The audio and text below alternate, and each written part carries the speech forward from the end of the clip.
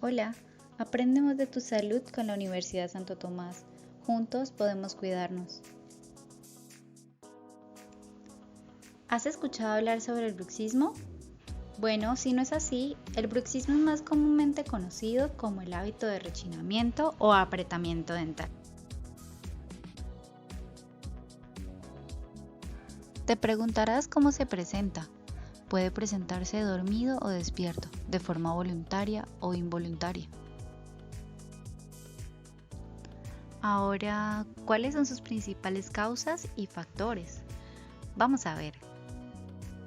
Está asociado a factores y causas como el estrés, la ansiedad, el insomnio, posturas inadecuadas y maloclusiones dentales.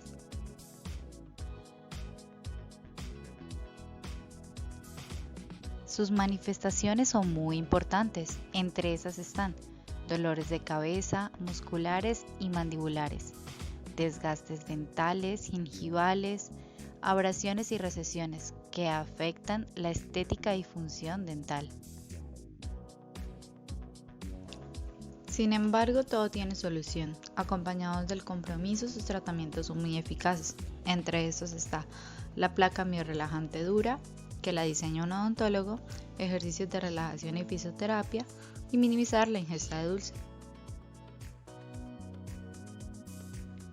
También pueden manejar hábitos como desconectarse a objetos electrónicos una hora antes de irse a dormir.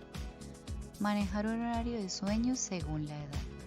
Y no olvides que tu salud vale oro.